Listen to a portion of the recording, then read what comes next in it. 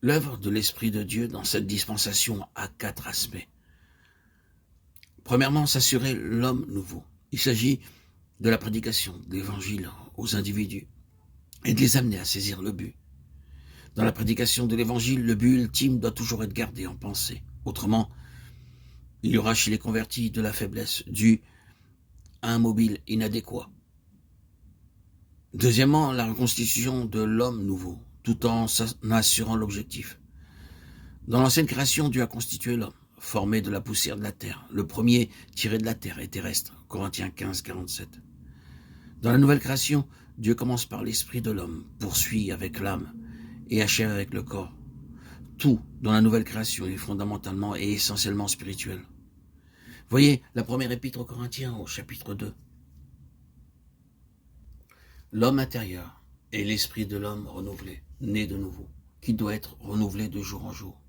Ici vient tout l'enseignement sur le Saint-Esprit et la vie dans l'esprit du croyant comme étant né de l'esprit et esprit, Jean 3, 6.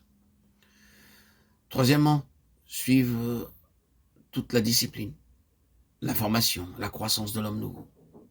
L'Esprit de Dieu travaille selon un modèle, l'image de son Fils, jusqu'à ce que Christ soit pleinement formé en vous, Galates 4, 19. C'est comme des fils que Dieu vous traite, Hébreux 12, 7. C'est une transition longue et difficile du vieil homme à l'homme nouveau. Mais le but gouverne toutes les actions et toutes les voies de Dieu à l'égard des siens, à savoir l'image ou la ressemblance, lesquels étaient le concept originel dans la création de l'homme. Faisons l'homme à notre image, selon notre ressemblance, Genèse 1, 26.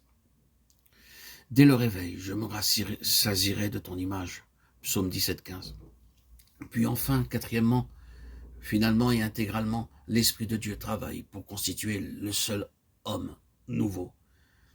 Christ, exprimé corporativement, le corps de Christ, la plénitude, le complément de lui-même, la mesure de la stature de Christ.